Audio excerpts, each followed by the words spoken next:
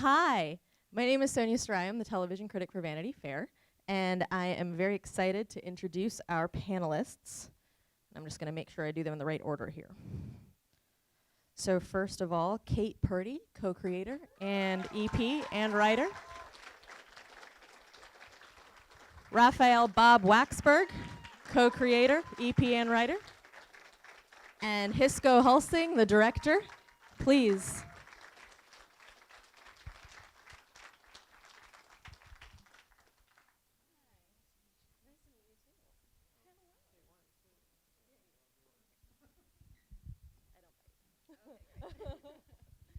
How was it to watch everybody watching it? For me, it was very emotional. Yeah, just to share it with so many people. I have family here. We have animators here from Minnow Mountain. And of course, this incredible team and our incredible team of producers and our executives from Amazon. So we've been working on it for years together. And so to be able to show it to all of you is a very emotional experience to share this. So thank you for being here and thank you for watching.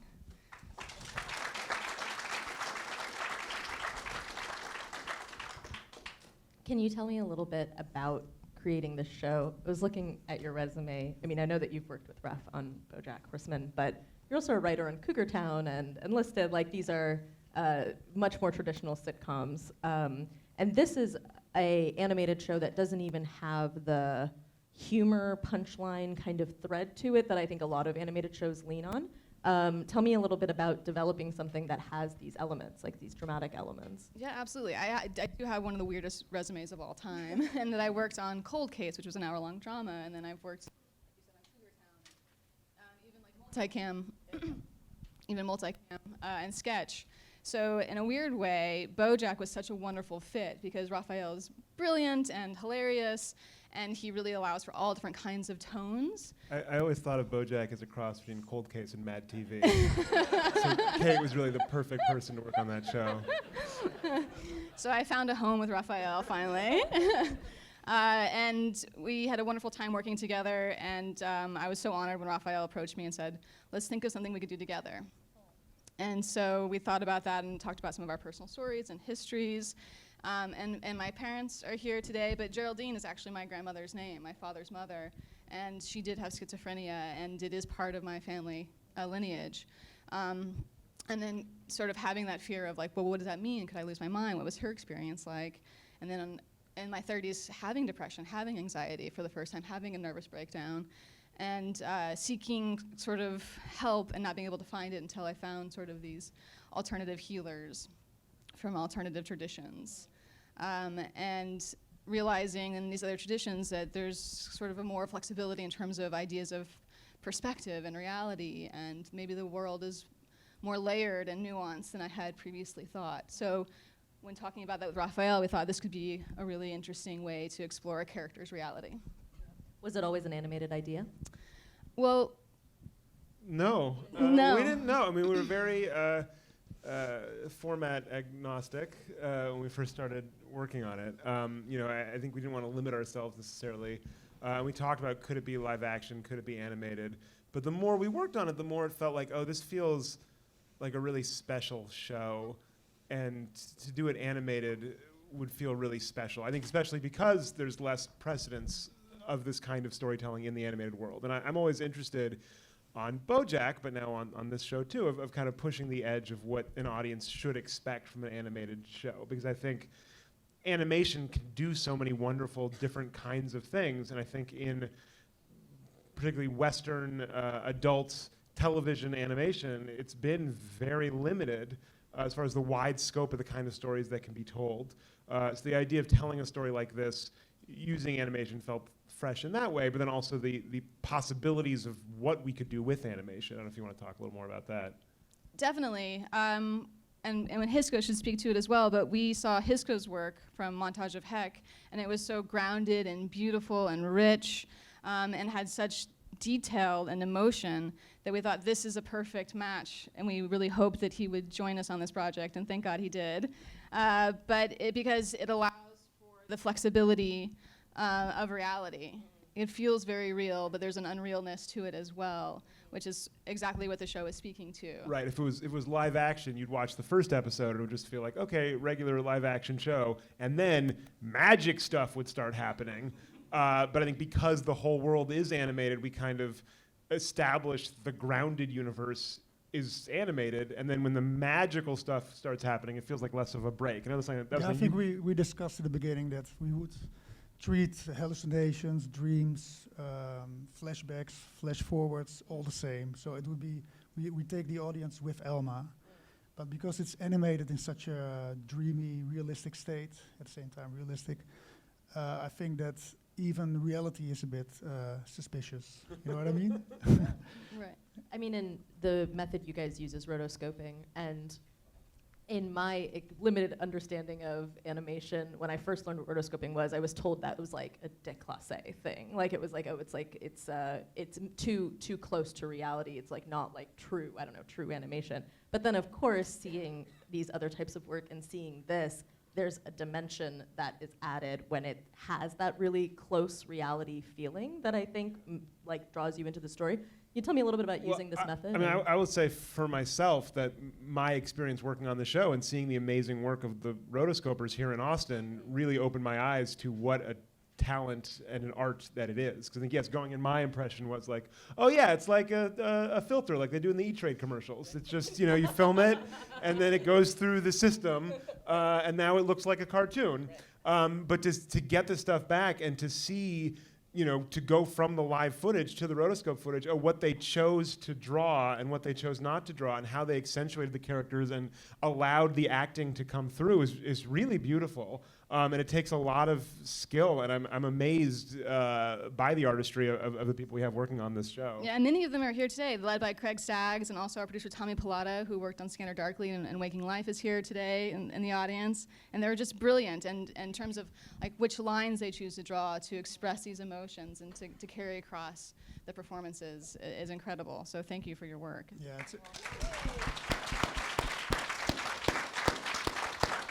So tell me a little bit about directing something with this style of animation. You've worked with it before, it sounds like.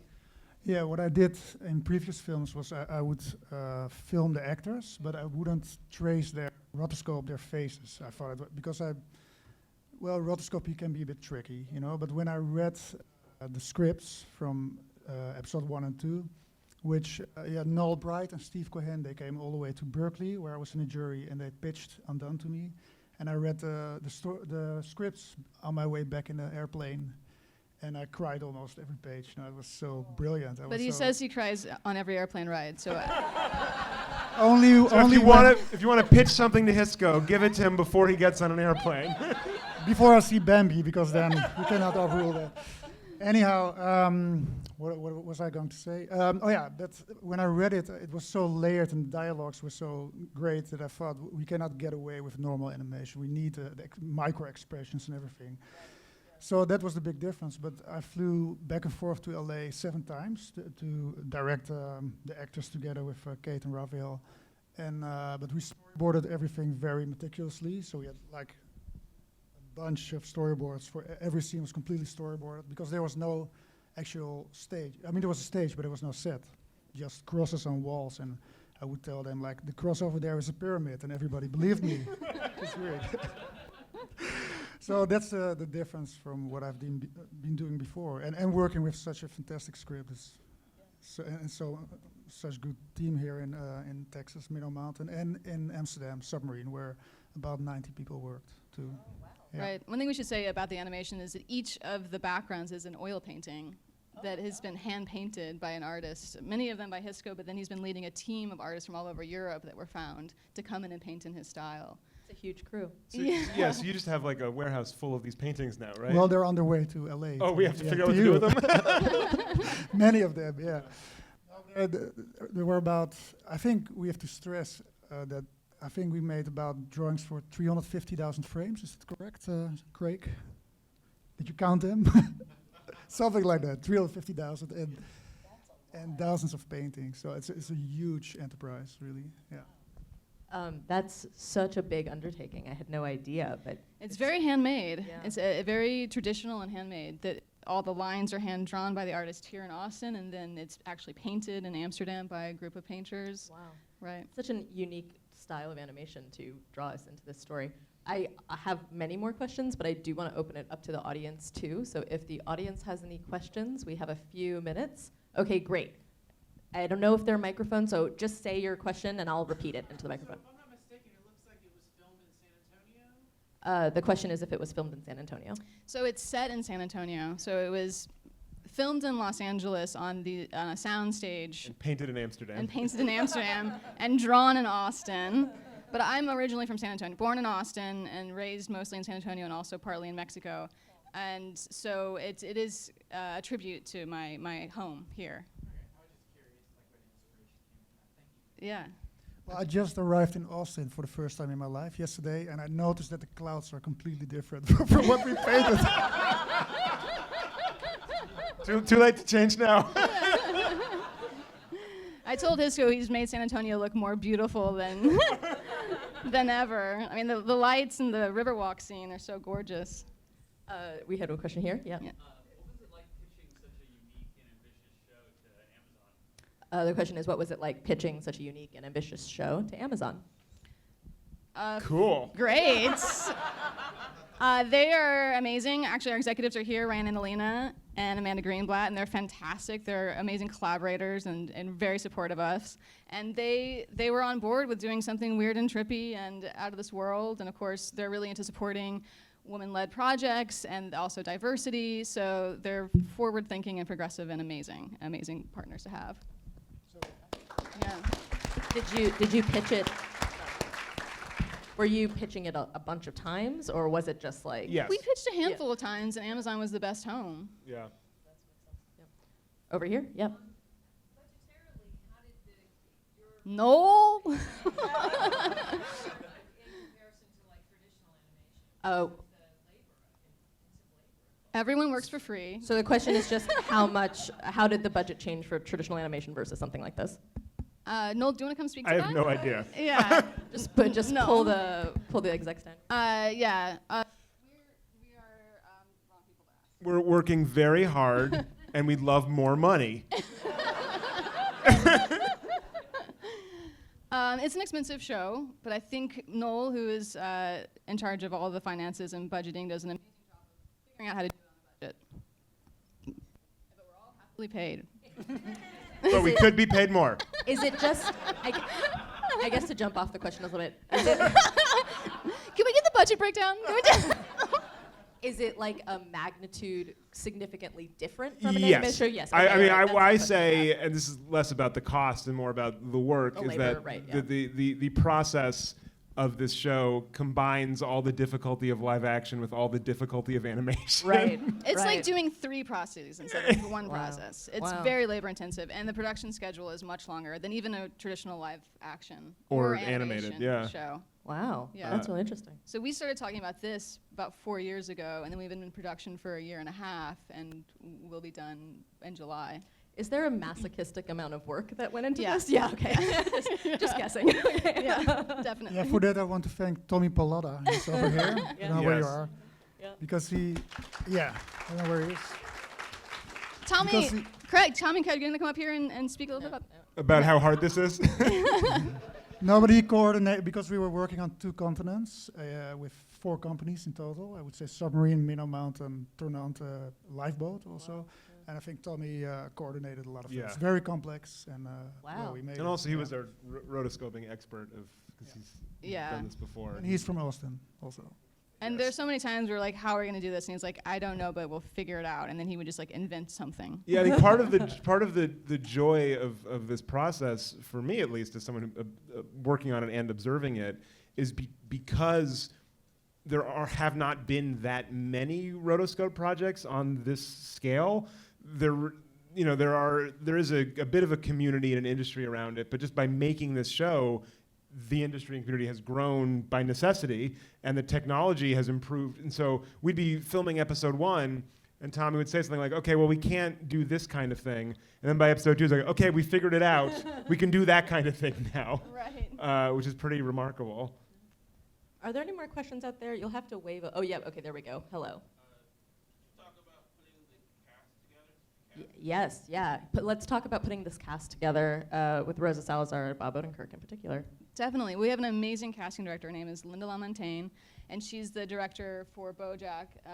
And she's phenomenal just in terms of understanding the tone of the show, finding the right actors. So Rosa auditioned for us. She came in and met with us, and we just felt right away that this is Alma. I mean, she has such a wild, honest, direct, smart energy that's a bit terrifying and also wonderful. And she just felt like the perfect fit. And also Bob is someone I have sort of socially known weirdly, and ran into a party and was telling me about the project and was like, I want to do it. And I was like, well, I have to talk to people. I can't. I mean, that sounds great, but let me just run I by. said, no, I don't want Bob Odenkirk Yeah. on my show. What did you promise him, Kate? No, I do not have the authority to approve this, but this sounds great. And they love each other, which is fantastic. Seeing Bob and Rosa work together. I mean, they fight sometimes, but like kind of like a father-daughter kind of best friend sort of way. I mean, it was amazing the first table read we had, where we had all the cast, and it really immediately felt like a family. Rosa and Yeah. Angelique and Constance, and they really clicked in a wonderful way. They also are really good rotoscopy actors. Which I've kind of learned a little bit of what that is, and Tommy would talk about that too, that a lot of times the instinct for an actor is to like get bigger so they can be animated, which is not correct, because then the rotoscopy picks up everything, so it looks like an actor playing it bigger, and you want to play it small and subtle, but not blank, because then there's nothing to draw, and these actors are so expressive in the smallest, subtlest, most beautiful of ways, and it was a joy to kind of see them come to life as these cartoons. Was the character always Latina? Yeah. Yeah, that was part of the. Yeah. I mean, it was a decision at one point, right? We were talking about it, and you wanted to set the show in San Antonio, and then I remember you saying that, well, San Antonio is like 75% Mexican American now, Latinx, and felt like we should represent the city. Yeah. We have time for one more question. Okay, this guy right here, you've got it. Go on. How did the rotoscoping affect how far ahead you write? How did the rotoscoping affect how far ahead you wrote? Well, we try to write as quickly as possible, no matter what. But you mean in terms of like having more production time? Yeah, so like you expect you had an idea when you're gonna go to air kind of thing, and you had to write it, but you wanted to have enough time to get all the production done after it's written. Right. So how many episodes you got? Like, how did writing affect the production schedule? Right. For this Yeah. Well, project? for this season, we had actually written the first 4 episodes, the first half of the season, before we even started production at all. So we had a big head start. So it never became much of an issue that we were up against time with writing. and also because the show is very serialized, and so there was a lot of like, well, we can't really start making the show until we know where it's going and know what the arc is. So we really did want to finish all the scripts ahead of time.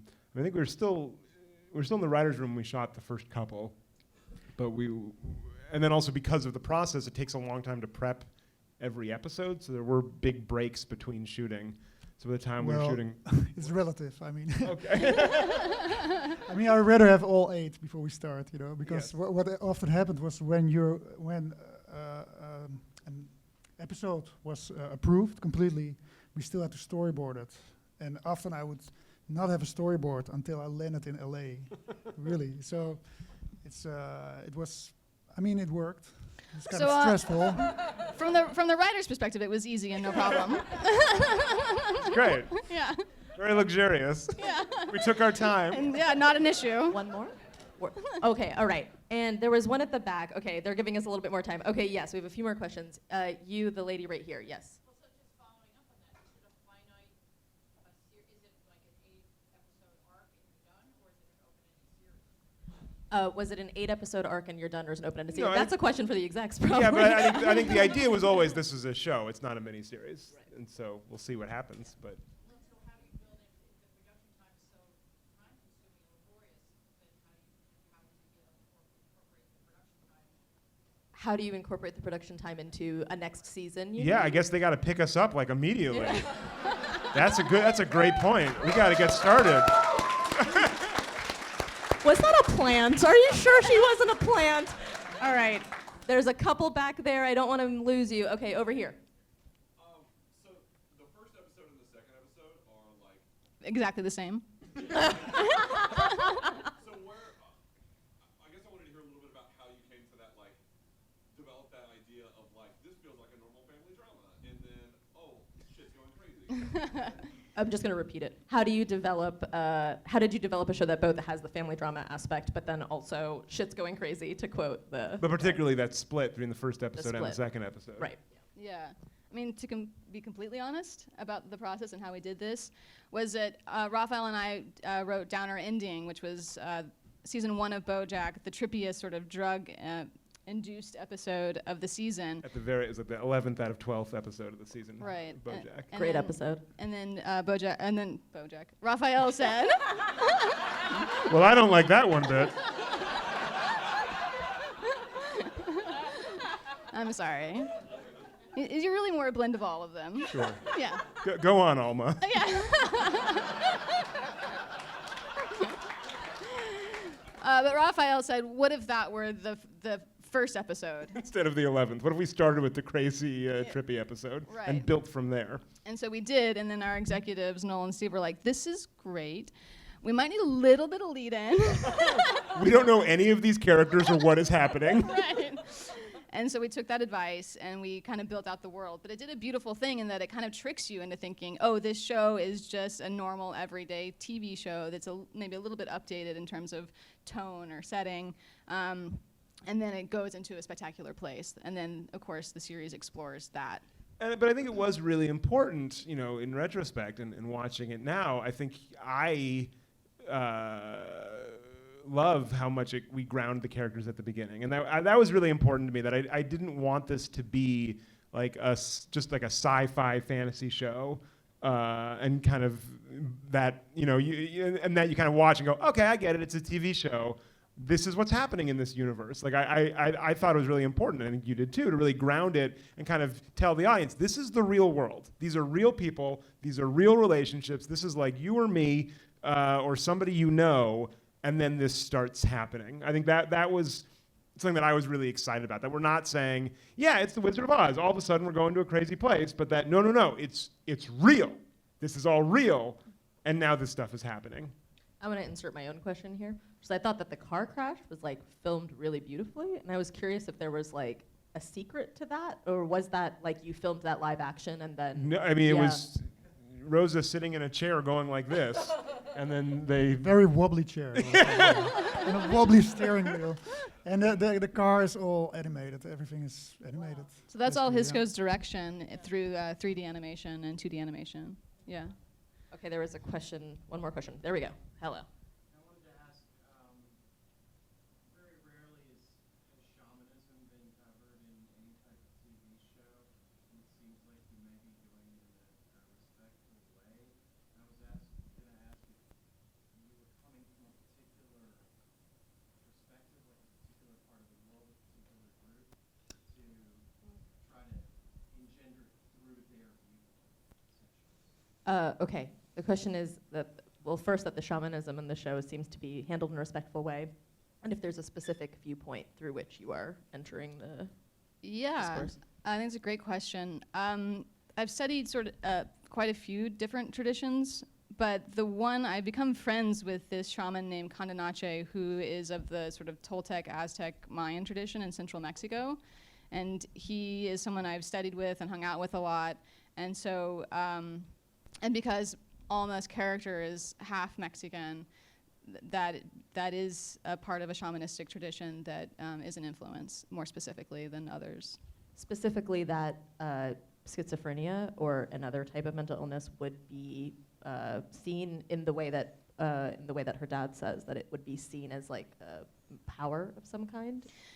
Yeah, I mean, we look at different traditions, but that's the most specific tradition that we look at, and that, yes. So my friend Condanache, who's this Aztec shaman, talks a lot about sort of the visions he has or the experiences that he has, that if you didn't know him or know his tradition, you might think this person is just a crazy person. But he's such as like a sweet, grounded, responsible human being that he's absolutely not. Right. He's someone who's helping other people, and But yes, that he talks a lot about sort of the elasticity of the mind and about all the things that are unseen and these unseen worlds. And so playing with that idea of how do we, as a collective, create a collective unconscious, and how can we shape that, or how can we understand that it's more flexible than we may tell each other that it is, and to look at different traditions or ideas to have a more layered, nuanced understanding of reality. Okay, are there any more questions out there? Yes. Okay, you back there. When is it premiering? Sometime soon. Sometime soon. Cool. Maybe Cool. it's already premiered because time. Is a flat circle? Yes. Yeah. Yeah. Time is a flat circle. Did you have one more question? Kind of touched on it already, I think, but how big of a character role is mental health How schizophrenia versus the elasticity of the mind? And it's not a sickness, it's not a disability. I think it's into that as well. Yeah, we never actually answer any questions. We don't come up. Repeat the question. Yeah, no, Oh, sorry. sorry. There's a podcast. Yeah. How does the show handle mental health and how did versus the shamanistic viewpoint perhaps of this? Yeah, it's an exploration of the entire show. So it'll be an important aspect of it. And of course, part of the pitch was, is this a beautiful mind, or is this United States of Terra? Is this the Matrix? Or how are we dealing with reality? And the fact that we may never answer that, or maybe we will. But that maybe there aren't exact clear answers, and maybe we each come to every moment with our own perceptions, and that our perceptions create our own realities. So it's not just Alma, but everyone in the show has their own perceptions, and all those perceptions are interacting. And maybe the ultimate truth is that reality is the lively interaction of all those perceptions, and there is no one true reality.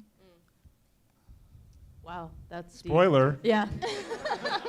That I'm gonna say that's it. We're gonna end on that cool, weird note. Thank you all Thank you very for much. coming and for the great questions, and thank you to our talent. Thank you.